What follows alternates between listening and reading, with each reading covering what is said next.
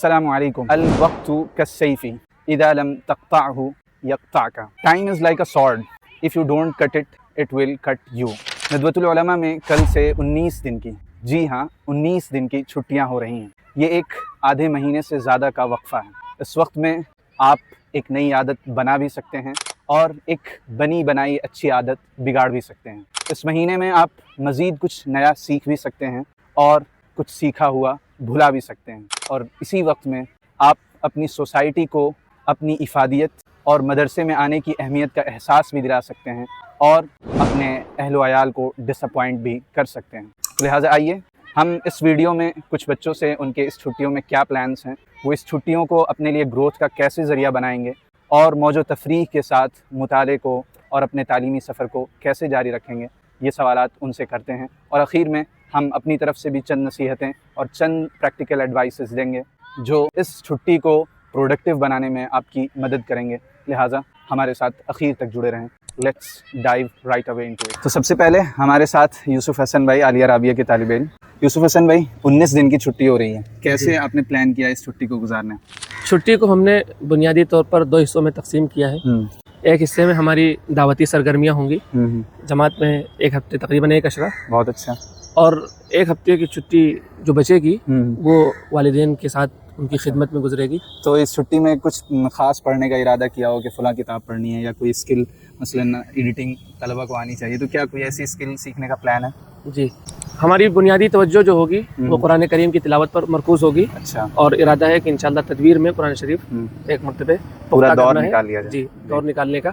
اس کے علاوہ ہمارے مطالعے میں جو کتاب ہے تاریخ ندوہ بھی ہونا ہے. جی، تاریخ ندوہ اول اور دوم. جی.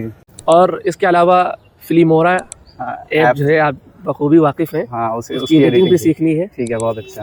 تو اسی طرح چونکہ ہم لوگ کی جو بنیادی حیثیت ہے وہ ایک اسلامی مدرسے کے طالب علم کی ہے، تو وہ کون سے طریقے ہوں گے جو آپ اختیار کریں گے تاکہ اپنے گھر والوں کو، اپنے محلے والوں کو، اپنی مسجد والوں کو آپ اپنے علم سے انہیں مستفید کر سکیں؟ گھر والوں کے لیے یہ ترتیب ہم نے بنائی تھی کہ آن لائن ان کی تربیت کا سسٹم شروع کیا تھا اور یومیہ اثر کے بعد روزانہ آن لائن دروس ہوتے تھے. اب انشاءاللہ آف لائن جا کر کے اس کو مزید تقویت دینی ہے.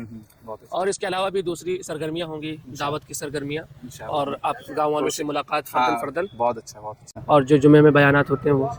ہمارے ساتھ اب عامر رنگریز بھائی ہیں، کافی محنتی اور علم و مطالعہ کا شغف رکھنے والے طالب علم ہیں.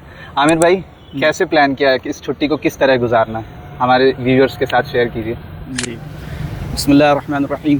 یہ چھٹی انشاءاللہ بہت ہی انٹرسٹنگ ہونے والی ہے کیونکہ اس چھٹی کا آغاز جو ہے وہ 5 یا 6 دن کی ٹرپ کے ساتھ ہم نے کیا ہے. تو لوگ بہت سے، ظاہر ہے بہت سے بچے سفر کریں گے، تو بنیادی پرسپیکٹیو کسی بھی سفر کا کیا ہونا چاہیے؟ تفریح تو ظاہر ہے اس کا ایک بہت لازمی جز ہے، لیکن اسے مزید کیسے پروڈکٹیو بنایا جا سکتا ہے اس طرح کہ ہم سفر میں یہ بھی ارادہ کریں کہ وہاں کی شخصیات سے ملیں گے، وہاں کی جو علمی مقامات ہیں ان کی زیارت کریں گے. آپ کیا کہیں گے اس پہ؟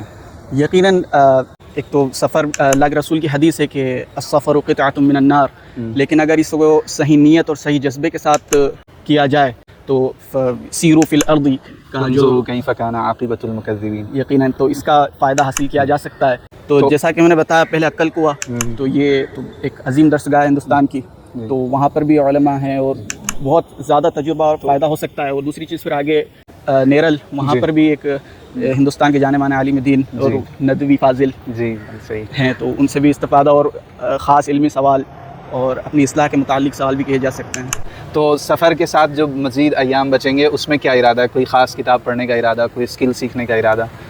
چونکہ سفر کے بعد گھر کے لیے صرف 9 ہی دن بچیں گے، لیکن ہم نے نیت تو کی ہے اور کتابیں بھی ساتھ میں رکھی ہے. جیسے سفر خود ایک مطالعہ اور ایک تجربہ ہے. ظاہر ہے مطالعہ صرف اوراق کو پڑھنے کا نام نہیں ہے، بلکہ اپنے گرد و پیش کے تمام احوال کو بغور جائزہ لینے کا نام بھی مطالعہ ہے. تو اور مزید کیا سرگرمیاں ہوں گی کہ تاکہ جو کچھ ہم نے مدرسے میں سیکھا ہے ہمارا حق بنتا ہے کہ ہم اس کو دوسروں تک بھی پہنچائیں؟ تو وہ کون سی سرگرمیاں ہوں گی؟ مثلا جمعے کی امامت یا اسی طرح کوئی ایسے دروس کا قیام، درس تفسیر یا درس حدیث جس کے ذریعے ہم دوسروں تک فائدہ پہنچا سکیں.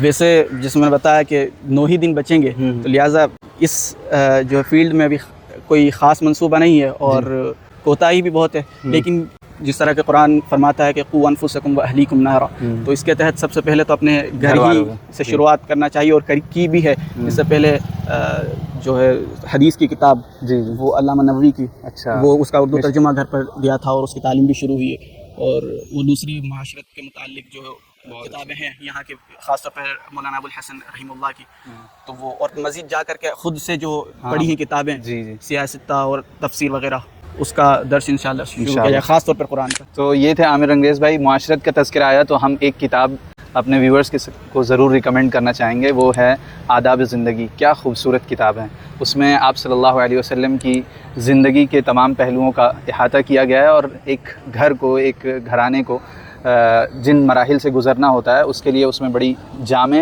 بڑی سلیس زبان میں رہنمائی پیش کی گئی ہے۔ تو اگر آپ چاہیں تو اس کتاب کی تعلیم بھی اپنے گھر میں شروع کر سکیں۔ تو یہ تھے چند طلبہ کے نمونے جس کے ذریعے آپ اندازہ لگا سکتے ہیں کہ آپ اپنی چھٹیوں کو فن اور انجوائمنٹ، موج و تفریح کے ساتھ کیسے پروڈکٹیو بنا سکتے ہیں۔ اب ہماری طرف سے 5 ایڈوائسز جو کہ پریکٹیکل بھی ہیں اور آپ کی چھٹیوں کو مزید انہینس کریں گے انشاءاللہ۔ سب سے پہلی ایڈوائس یہ ہے کہ آپ اور ہم بنیادی طور پر اسٹوڈنٹ ہیں، اور اسٹوڈنٹ صرف تب نہیں ہیں جب کہ ہم مدرسے میں ہیں، بلکہ ہماری طالب علم کی حیثیت اس وقت بھی برقرار رہتی ہے جب چھٹیاں ہو جاتی ہیں۔ لہٰذا اس شناخت کو برقرار رکھنے کے لیے ہمیں اپنے دن 24 گھنٹے کا کچھ حصہ، وہ خواہ 1 گھنٹہ ہو، 2 گھنٹہ ہو، 3 گھنٹہ ہو، مطالعے کے لیے، جو کچھ ہم نے سیکھا ہے اس کو ریوائز کرنے کے لیے، یا اسی طرح کوئی بھی ایسی سرگرمی جو علم سے تعلق رکھتی ہو، ہمیں اسے کنٹینیو رکھنا چاہیے، تاکہ 19 دن کے بعد جب ہم واپس آئیں تو ایسا نہ لگے کہ ہم پھر کسی نئی دنیا میں جا رہے ہیں، بلکہ وہ ایک کنٹینیوٹی، ایک تسلسل برقرار رہے، اور ہم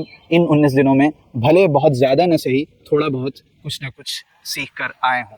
اس کے ساتھ ہم ان چھٹیوں میں کوئی ایک سکل سیکھنے کی کوشش کریں، ایک ایسی سکل جس کے لیے ہمیں اپنے عام اوقات میں ٹائم نہیں ملتا ہے۔ مثلاً ہم جو سجیسٹ کرنا چاہیں گے وہ ہے آپ ایڈیٹنگ سیکھ سکتے ہیں، یا اسی طرح آپ کسی خاص فیلڈ میں ہیں تو اس سے ریلیٹڈ کوئی ایسی سکل جو آپ کو اس میدان میں بڑھانے میں مدد کرے، آپ اس کو بھی اختیار کر سکتے ہیں۔ یا آپ خطیب بننا چاہتے ہیں تو آپ اس ضمن میں کوئی ورکشاپ اٹینڈ کریے، یا اس طرح اس سے ریلیٹڈ ویڈیوز جو یوٹیوب پر ہیں آپ اس کا جائزہ لیجیے، یا کوئی کورس ہے آپ اسے کریں۔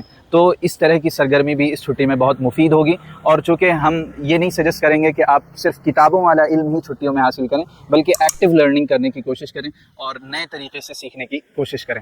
ان ساری چیزوں کے ساتھ ایسا نہیں ہونا چاہیے کہ آپ کی چھٹی بوجھل ہو جائے، بلکہ اس میں موج و تفریح اور ایک انجوائمنٹ کا پہلو بھی شامل رہنا چاہیے۔ اگر ایسا نہیں ہوتا ہے تو شاید آپ چھٹی گزارنے نہیں جا رہے ہیں، بلکہ آپ خود کو قید کرنے جا رہے ہیں۔ لہٰذا اپنے دوستوں سے ملیے، آپ کے وہ دوست جو آپ کے محلے میں ہیں یا رشتہ دار ہیں، یا اسی طرح اپنے فیملی کے ساتھ کوالٹی ٹائم سپینڈ کرنے کی کوشش کیجیے، والدین کے ساتھ بیٹھیے، ان کی خدمت کریے، ان کے جو معمولات ہیں اس میں خود اپنا کچھ کنٹریبیوشن کریے۔ مثلا آپ گھر کا کوئی کام خود سے ادا کرنے کی کوشش کریے، تاکہ انہیں لگے کہ یہ مدرسے میں پہنچ کر کوئی علامہ، کوئی فہامہ نہیں بنا ہے، بلکہ انما ہوا بشر مثلکم۔ ہماری حیثیت بنیادی طور پر ایک مدرسے کے طالب علم کی ہے، اسلامی مدرسے کا طالب علم، تو ہمارے اوپر یہ ذمہ داری عائد ہوتی ہے ہم نے جو کچھ سیکھا ہے ہم اسے دوسروں تک بھی پہنچائیں، جیسا کہ آپ صلی اللہ علیہ وسلم کی حدیث ہے فَلْيُبَلِّغْ الشَّاهِدُ الْغَائِبُ۔ تو ہم شاہد ہیں، اب ہم اپنے محلے میں جا رہے ہیں تو لِيُنذِرُوا قَوْمَهُمْ إِذَا رَجَعُوا إِلَيْهِمْ لَعَلَّهُمْ يَحْذَرُونَ، تو ہم ان ایکٹیویٹیز میں، وہ خاص جماعت، تبلیغی جماعت کی شکل میں ہو، یا اسی طرح مسجد میں جمعے کی امامت کا سلسلہ ہو، یا آپ اپنا حلقہ درس بھی قائم کر سکتے ہیں، حدیث کا حلقہ درس، تفسیر کا حلقہ درس، یا اسی طرح وہاں کے جو مسجد میں جو لوگ آتے ہیں ان سے ملاقات کیجیے، محلے کے مسائل کو سمجھنے کی کوشش کیجیے، اور دین کو پریکٹس کرنے کے ضمن میں جو مسائل لوگوں کو پیش آتے ہیں ان کو سنیے، انہیں لکھیے، ان کے حل پیش کرنے کی کوشش کریے۔